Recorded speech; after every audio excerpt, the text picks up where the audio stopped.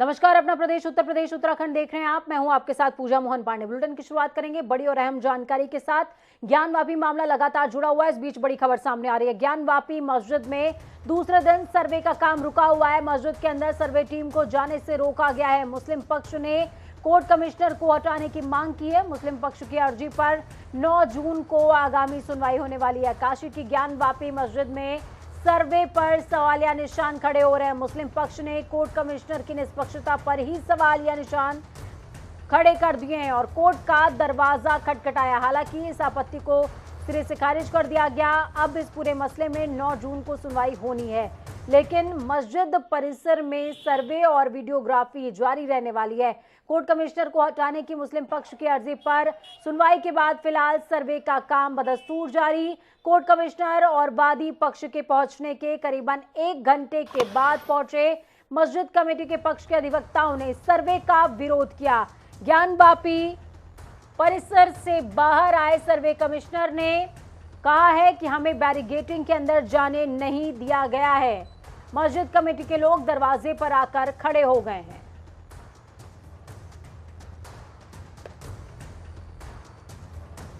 तो बड़ी जानकारी आपको दे रहे हैं इस वक्त की। वाराणसी से बड़ी खबर है।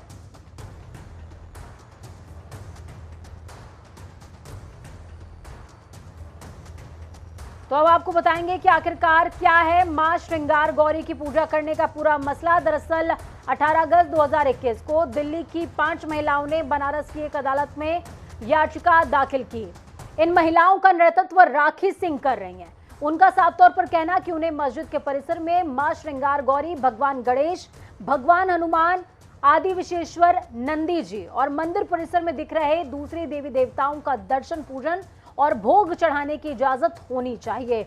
दूसरी तरफ इन महिलाओं का यह भी दावा है कि मां श्रृंगार गौरी, भगवान हनुमान और गणेश और ना दिखने वाले और साथ में दिखने वाले देवी देवताओं दशाश्वमेध पुलिस थाने के वार्ड के प्लाट संख्या 9130 में मौजूद है, जो कि काशी विश्वनाथ कॉरिडोर से सटा हुआ बताया जा रहा है। उनकी ये भी मांग है कि अंजुमन इंतजामिया मस्जिद को देवी देवताओं की मूर्तियों को तोड़ने, गिराने या फिर नुकसान पहुंचाने से रोका जाए। अपनी याचिका में इन महिलाओं ने अलग से अर्जी देते हुए ये भी मांग रखी है कि कोर्ट एक अधिवक्ता आयुक्त यानी कि एडवोकेट कमिश्नर की नियुक्ति करे, जो कि इन तमाम देवी देवताओं की मूर्तियों के अस्तित्व को सुनिश्चित कर सके। जिसके बाद 8 अप्रैल 2022 को निचली अदालत ने स्थानीय वकील अजय कुमार को एडवोकेट कमिश्नर नियुक्त करते हुए परिसर का निरीक्षण करते हुए निरीक्षण की वीडियोग्राफी कराने के आदेश दिए।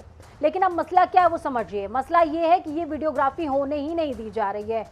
जो मस्जिद कमेटी के लोग हैं, जब भी वीडियोग्राफी के कार्यक्रम को आगे बढ़ाने की कोशिश होती है तो आकर के बैरिकेडिंग के पास वो खड़े हो जाते हैं और इस क्रम को आगे नहीं बढ़ाने दिया जा रहा है। चलिए, फोन लाइन पर हमारे वरिष्ठ संवाददाता जुड़ चुके हैं। हमारे साथ में अरुण जुड़े हैं। अरुण, क्या कुछ अपडेट है ग्राउंड जीरो से? जिस तरीके से ज्ञानवापी का मसला लगातार बढ़ता जा रहा है, ये अपने आप में चिंतनीय भी है और सबसे बड़ी बात ये कि वीडियोग्राफी की जब इजाजत कोर्ट की तरफ से दे दी गई है तो क्यों नहीं हो पा रहा है? देखिए, यहाँ जो मसला है ये पूरी दुनिया जानती है कि बनारस काशी विश्वनाथ के नाम पर जाना जाता है जी।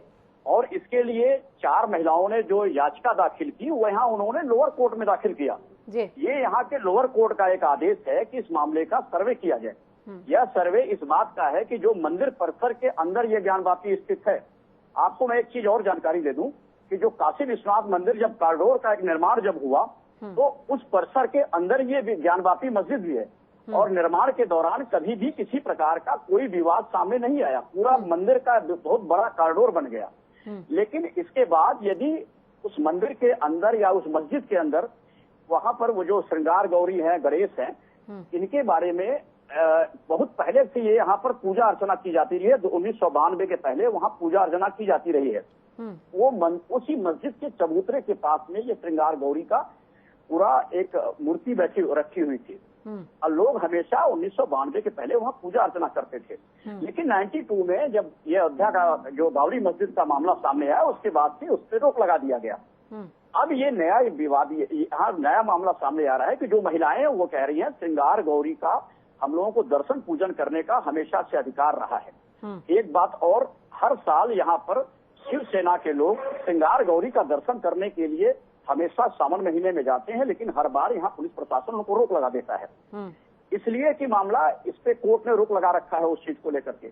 लेकिन जब इसी कोर्ट ने आदेश दिया कि भाई उसका सर्वे किया जाए, तो यहाँ बेवजह इस बात का राजनीतिकरण किया जा रहा है, जो मुझे लग रहा है, क्योंकि मस्जिद के अंदर नमाज पढ़ने की अनुमति हमेशा से दी जाती रही, लोग नमाज अदा करते हैं, लेकिन कल जो घटना हुई उस आधार पे देखा जाए तो कल 2 से 3 हजार लोग पहुंच गए, जो बनारस के इतिहास में, ज्ञानवापी मस्जिद के इतिहास में शायद पहली बार ऐसा हुआ। वहां लोगों ने समझाने की भी कोशिश की। एक बात यह है कि उनके ही पक्ष के लोगों ने समझाने की कोशिश की कि ये गलत है, और आज भी वही स्थिति हुई। वहां ग्राउंड पर ये हुआ। अरुण, ग्राउंड पर आपने तमाम लोगों से बात करने की कोशिश करी है, उनकी तरफ से क्या आपको ये बात समझ में आ रही है कि पिछले दिनों जिस तरीके की घटनाएं मौजूदा वातावरण में देखने को मिली, मौजूदा परिस्थितियों में देखने को मिली, क्या इसकी वजह से एक विशेष समुदाय के अंदर डर व्याप्त हो गया है इस वीडियोग्राफी को लेकर के? क्या हम ये मान सकते हैं? ये इस शहर में किसी को ऊपर कोई पैनिक नहीं है। मैं आपको एक बात बता दूं, कहीं कोई पैनिक नहीं है, लेकिन कुछ लोग हैं जो इस मामले का पूरी तरह से सियासी जो राजनीतिकरण होने की कोशिश की जा रही है, वो मुस्लिम धर्मों की तरफ से कुछ लोग करना चाह रहे हैं। इतना बड़ा मंदिर काशी विश्वनाथ कॉरिडोर बना, उस समय कोई राजनीतिकरण नहीं हुआ, मंदिर पूरा बन के तैयार हो गया कॉरिडोर। मैं फिर कहता हूँ कि इसी शहर में जब 2005 में ब्लास्ट हुआ था और कम से कम यहाँ पर 15 से 20 लोग उसमें मारे गए थे उस ब्लास्ट में, तो इसी शहर में दोनों धर्म के लोगों ने पूरी शांति व्यवस्था बहाल रखने के लिए पूरा एक सबसे अपील की, पूरा शहर शांत रहा, अजान भी गूंजे और यहाँ घंट घड़ियाल भी गूंजे। आज की स्थिति में बदलाव इसलिए दिखाई दे रहा है क्योंकि लोग इस पूरे मामले को लेकर के, जब कोर्ट का आदेश है तो उसको इनको सर्वे करने देना चाहिए। यहाँ के साधु संतों का कहना है कि आप क्या छुपाना चाहते हैं, यदि वहाँ पर सर्वे में जो बात सामने है कोर्ट निर्णय करेगा। लेकिन एक पक्ष इस चीज को पूरी तरह बेवजह बवाल देने की कोशिश कर रहा है।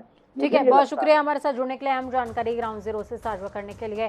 तो आपने समझा, जाना कि मौजूदा हालात कैसे हैं। वाराणसी के वरिष्ठ पत्रकार अरुण मिश्रा हमारे साथ में जुड़े, जिन्होंने साफ तौर पर बताया कि किस तरीके से मौजूदा परिस्थितियों को देखते हुए सुरक्षा व्यवस्था चाक चौबंद है, लेकिन सबसे बड़ी बात ये कि कोर्ट के आदेश की अवमानना नहीं होनी चाहिए। आधुनिक युग में हर व्यक्ति भागदौड़ भरी जिंदगी से गुजर रहा है।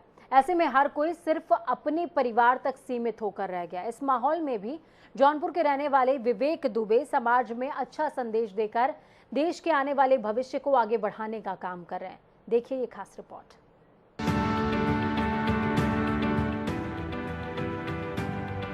झुग्गी झोपड़ी के रास्ते से निकलते ये नौनिहाल और उनके हाथों में मौजूद ये आविष्कार, ये सबूत है इस बात का कि ये कल का भविष्य है। नन्हे वैज्ञानिक हैं और इनमें ये विश्वास पैदा किया है विवेक ने। विवेक जिनके लिए आज गली, स्कूल और नौनिहालों का भविष्य ही उनके जीवन का मकसद है। झुग्गी झोपड़ी और बस्ती गली के इस स्कूल के इन 12 बच्चों ने कबाड़ के सामान से कूलर, टेबल फैन, गोबर गैस प्लांट, पेरिस्कोप, सब्जी कटर, सोलर लैंप जैसी रोजमर्रा के उपयोग में आने वाली चीज बनाई है। प्रयागराज में स्थित ये एक ऐसा गली स्कूल है जहाँ पर झुग्गी झोपड़ी बस्तियों में रहने वाले बच्चों के माता पिता मजदूरी करते हैं और आर्थिक तंगी के चलते ये बच्चे स्कूल नहीं जा पाते। मजबूरन माता पिता को बच्चों को काम पर लगाना पड़ता है।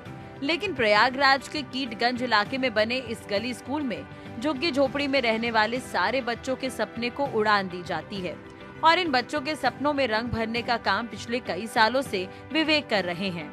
विवेक उत्तर प्रदेश के एक छोटे जिले जौनपुर के रहने वाले हैं, जिनके पिता एक किसान हैं।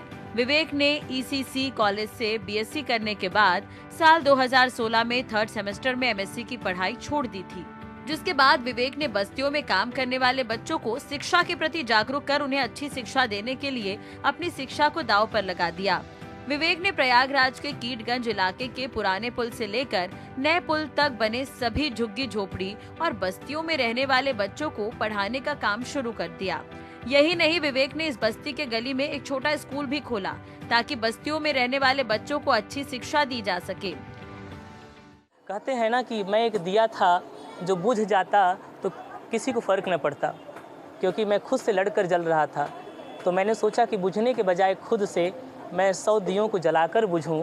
तो इन बच्चों को बीच में मैं आया, इनको, ये मेरे छोटे भाई बहन की तरह हैं और एक परिवार मिला मुझे। मैं इन्हीं के बीच में खाता हूँ, पीता हूँ, रहता हूँ, काफ़ी समय 10 घंटे ज़्यादा व्यतीत करता हूँ। तो मुझे लगा कि अपने जैसे बच्चों को अगर मैं पढ़ाऊँ, लिखाऊँ, आगे बढ़ाऊँ तो इससे बड़ा सुख कुछ नहीं हो सकता। तो आनंद की प्राप्ति के लिए मैंने प्रोफेसर के बनने का सपना जो है वो छोड़ दिया। विवेक संसाधनों की कमी के कारण कई चीजें बच्चों की जरूरतें पूरा करने में सक्षम नहीं है। इसलिए खुद ही हर उम्र के बच्चों को पढ़ाने के लिए अपने गली के स्कूल में बच्चों को तैयार करते हैं, जो अलग अलग कक्षाओं में पढ़ने वाले बच्चों को पढ़ाने का काम करते हैं। मेरा सपना है इंजीनियर बनने का। क्या बनाया है और आपने क्यों बनाया है? हमने सोलर लाइट बनाया है। हमारे गर्मियों में हमारे घर की लाइट वगैरह चली जाती है तो हम लोग पढ़ नहीं पाते, इसीलिए पढ़ने के लिए बनाया। मेरा नाम सानिया है, मैं पुलिस बनना चाहती हूँ। आपने क्या बनाया है और किस लिए बनाया है? जैविक गैस। किस लिए बनाया है? इसलिए ताकि मेरी मम्मी परेशान ना हो कि वो चूल्हे में बनाए तो उनके आँख में धुआं लगे, इसलिए उसकी मदद से वो आग भी जला सकती है, उसमें से खाना बना सकती है। मासूमों के सपनों को उड़ान देने की कवायद में जुटे विवेक बच्चों को शिक्षा दे रहे हैं। 200 से ज्यादा बच्चे इस गली स्कूल में शिक्षा ग्रहण कर रहे हैं। यही नहीं, इन बच्चों ने तकनीकी रूप से भी अपने आप को मजबूत कर लिया है। प्रयागराज से आनंद राज और डेस्क से नेहा जायसवाल की रिपोर्ट, जनता टीवी। पहले एक एडवर्टीजमेंट आया करता था, एक नन्हा सा दिया बेहतर है अंधेरे से। तो वाकई विवेक उस नन्हे से दिए के जैसे हैं जो अंधेरे से लड़कर रोशनी फैला रहे हैं। खबरों में आगे बढ़ेंगे। उत्तर प्रदेश में स्वास्थ्य महकमे की बदहाली की तस्वीरें लगातार सामने आ रही हैं। एक बार फिर से एक ऐसी तस्वीर सामने आई जिसको ट्वीट करते हुए सपा अध्यक्ष अखिलेश यादव ने यूपी की बीजेपी सरकार पर निशाना साधा। अखिलेश यादव ने वीडियो को ट्वीट करते हुए लिखा, उत्तर प्रदेश में एम्बुलेंस न मिलने से मजबूर होकर एक मरीज को हाथ गाड़ी पर ले जाने का दृश्य शायद भाजपा सरकार को दिखाई दे। जनता के दर्द की पुकार सुनना तो उन्होंने पहले से ही बंद कर रखा है। स्वास्थ्य मंत्री अस्पतालों का सिर्फ दिखावटी निरीक्षण न करें, भाजपाई राजनीति का आत्म परीक्षण भी करें। मरीज रेवती हॉस्पिटल से रेफर किया गया है, जो कि एम्बुलेंस नहीं मिलने पर ये ठेले से जाने के लिए मजबूर है। बलिया में मरीज रेवती हॉस्पिटल से रेफर किया गया है, जो कि एम्बुलेंस नहीं मिलने पर ये ठेले से जाने। तो चलिए खबरों में आगे बढ़ेंगे, बात उत्तराखंड की करेंगे। आम आदमी पार्टी की ओर से आज प्रदेश कार्यालय में प्रेस कॉन्फ्रेंस की गई है और इस मौके पर आम आदमी पार्टी के तमाम पदाधिकारी और कार्यकर्ता मौजूद रहे। प्रदेश अध्यक्ष दीपक बाली ने कहा कि आज आम आदमी पार्टी की ओर से प्रदेश कार्यकारिणी का गठन किया गया है, जिसमें जोत सिंह बिष्ट प्रदेश संगठन समन्वयक, बसंत कुमार वरिष्ठ प्रदेश उपाध्यक्ष कुमाऊं प्रभारी, शिशुपाल रावत प्रदेश उपाध्यक्ष नैनीताल अल्मोड़ा जिला प्रभारी, युवा प्रदेश महिला मोर्चा प्रभारी डिंपल सिंह को प्रदेश उपाध्यक्ष संगठन जिला देहरादून, परवा प्रभारी अजय जायसवाल जैसे तमाम लोगों को संगठन की जिम्मेदारी सौंपी गई है। प्रदेश अध्यक्ष ने कहा कि आज 13 पदों पर पदाधिकारियों की घोषणा कर दी गई है और इसके साथ ही 1 महीने के अंदर बचे हुए तमाम पदों की कार्यकारिणी का ऐलान भी हो जाएगा।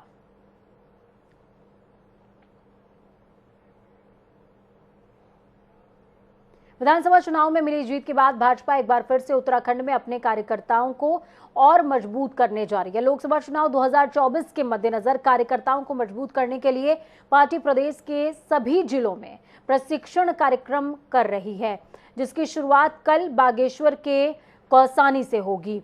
प्रदेश महामंत्री सुरेश भट्ट ने बताया कि पहले चरण में 7 जिलों में प्रशिक्षण कार्यक्रम किया जाएगा। उन्होंने कहा कि पहले राष्ट्र फिर पार्टी का प्रशिक्षण कार्यकर्ताओं को दिया जाएगा, साथ ही आगामी कार्यक्रमों की भी रूपरेखा तैयार की जाएगी। पार्टी को कैसे मजबूत किया जाए, इसको लेकर मंथन किया जाएगा।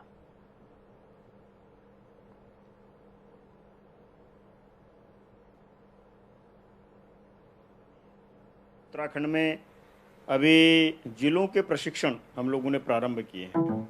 कल से जिला प्रशिक्षण प्रारंभ है। मैं स्वयं बागेश्वर और पिथौरागढ़ जिलों के प्रशिक्षण में मैं जाने वाला हूं। ऐसे 7 जिलों के प्रशिक्षण अभी पहले चरण में होने हैं और दूसरे चरण में चंपावत का जो बाई इलेक्शन है, उपचुनाव के बाद दूसरे चरण के ये प्रशिक्षण होंगे। केदारपुरी के रक्षक भुकुंट भैरवनाथ के कपाट वेद रचाओं और मंत्रोच्चारण के साथ खोल दिए गए।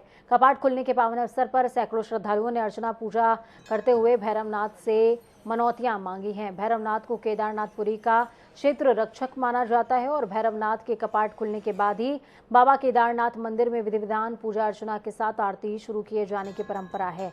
आज रात को बाबा केदारनाथ में पहली आरती भी शुरू हो जाएगी। तो चलिए फटाफट अंदाज में 5 और 25 अहम जिलों का रुख करते हैं। बांदा में कानून व्यवस्था को लेकर के आम आदमी पार्टी ने किया प्रदर्शन। ललितपुर और चंदौली की घटना की निंदा करते हुए मुख्यमंत्री योगी आदित्यनाथ को भेजा ज्ञापन। हापुड़ में एमएस गोपाल फार्म की कंपनी पर 8 लोगों की टीम ने की छापेमार कार्रवाई। 1 करोड़ 26 लाख की फर्जी बोगस बिल भी बरामद। लखनऊ में बीजेपी कार्यालय के बाहर एसआई भर्ती के अभ्यर्थियों का हल्ला बोल। नवंबर 2021 में हुई परीक्षा को लेकर कराया धांधली का आरोप। मौके पर भारी पुलिस बल तैनात। हमीरपुर में दर्जन भर दबंगों ने जमानत देने जा रहे 75 साल के बुजुर्ग को पीटा। नहर के पास झाड़ियों में फेंक कर भागे दबंग। अस्पताल ले जाते समय रास्ते में मौत। बाराबंकी में कार्य योजना बैठक के दौरान ग्राम प्रधान और बीडीसी के बीच में जमकर चले लात घूसे। बीडीसी ने की गांव में लगे हैंडपंपों में मोटर लगने की शिकायत। घासी में फसल लेकर आ रहे किसान का ट्रैक्टर खाई में गिरा। हादसे में 1 महिला 2 किसान गंभीर तौर पर घायल। ट्रैक्टर का पहिया खराब होने से हुआ था हादसा। लखनऊ के जहीरापुर गांव में सरकटा शव मिलने से क्षेत्र में मची सनसनी। घटनास्थल से शव का सर गायब। पुलिस ने शव को पोस्टमार्टम के लिए भेजा। सीतापुर में महिलाओं ने दबंगों पर लगाया मारपीट और छेड़छाड़ का आरोप। पूरी घटना वायरल। पुलिस मामले की तफ्तीश में जुटी। श्रावस्ती में भैंस चराने गया व्यक्ति राप्ती नदी में डूबा। कड़ी तलाश के बाद व्यक्ति को नदी से निकाला गया। अलीगढ़ में गरीबों को समय से राशन न मिलने पर ग्रामीणों में राशन डीलर के खिलाफ जमकर प्रदर्शन किया। सरकारी राशन को कालाबाजारी की भेंट चढ़ा रहे हैं राशन डीलर। हरिद्वार जिले में भूसा बेचने पर 15 दिनों तक लगी रोक। भूसे की कमी के चलते डीएम ने लिया फैसला। अलीगढ़ में संपूर्ण समाधान दिवस में पहुंचे बुजुर्गों ने मांगी इच्छा मृत्यु। डीएम एसएसपी को सौंपा इच्छा मृत्यु का पत्र। पैतृक खेती की जमीन को लेकर पड़ोसी दे रहा है धमकी। बुजुर्गों की पिछले 6 महीने में नहीं हो सकी है कोई सुनवाई। झांसी में नियंत्रित ट्रैक्टर खाई में पलटा। बुजुर्ग की घटनास्थल पर हुई मौत। ट्रैक्टर चालक गंभीर तौर पर घायल। हमीरपुर में गल्ला व्यापारी से 1,85,000 लेकर फरार टप्पेबाज। पीड़ित व्यापारी ने तहरीर देकर कार्रवाई की गुहार लगाई। रायबरेली में इंदिरा गांधी राजकीय महाविद्यालय में छात्राओं को बांटे गए टैबलेट। लाभान्वित छात्राओं ने योगी सरकार का धन्यवाद किया। बाराबंकी में पति पत्नी का झाड़ियों में मिला शव। 2 दिन पहले शादी समारोह में शामिल होने निकले थे पति पत्नी। पुलिस मामले की तफ्तीश में जुटी। अयोध्या में भारत रत्न लता मंगेशकर के नाम पर बनेगा चौराहा। सीएम योगी ने समीक्षा बैठक के दौरान कमिश्नर और डीएम को दिए निर्देश। उन्नाव में दबंगों से परेशान होकर वृद्धा ने डीजल डालकर किया आत्महत्या का प्रयास। दबंग युवक वृद्धा की घर की महिलाओं के साथ करते थे अभद्रता। हाथरस में बेटे की मारपीट से परेशान बुजुर्ग दंपत्ति पहुंचे थाने। थाना प्रभारी गौरव सक्सेना ने दिया कार्रवाई का आश्वासन। नोएडा में असलाह दिखाते बाइक सवार युवक का वीडियो वायरल। वेव पार्किंग के पास बताया जा रहा है वीडियो। गाजियाबाद में दबंग ने किया 2 मंजिला होटल का अवैध निर्माण। अधिकारी नहीं कर रहे कोई कार्रवाई। विधायक ने स्वयं कार्रवाई करने की दी चेतावनी। बरेली में तैनात सिपाही किराए पर देता था वर्दी। दोस्तों को वसूली के लिए किराए पर वर्दी दिया करता था। फर्जी सिपाही से वसूले 45,000 रुपए। शिकायत पर एसएसपी ने शुरू की कार्रवाई। देहरादून में पुलिस ने 2 चेन स्नेचर्स को किया गिरफ्तार। आरोपियों से 7 लाख रुपए भी बरामद। आरोपियों ने 1 महीने में लूटे 5 चेन। हाथरस के कॉलेज में युवक ने की युवती से छेड़खानी। विरोध करने पर बजरंग दल के कार्यकर्ताओं पर भी की फायरिंग। मामले की जांच में जुटी पुलिस। उत्तरकाशी के डीएम ने यमुनोत्री धाम यात्रा की व्यवस्थाओं का निरीक्षण किया। पेयजल रिसाव को जल्द से जल्द दुरुस्त कराने समेत टोकन सिस्टम 3 दिन के अंदर जारी करने के निर्देश। वक्त यहाँ पर छोटे से ब्रेक का। ब्रेक के उस पार खबरों का सफर लगातार जारी रहेगा। बने रहिए जनता टीवी के साथ, क्योंकि हम हैं आपकी ताकत। नमस्कार।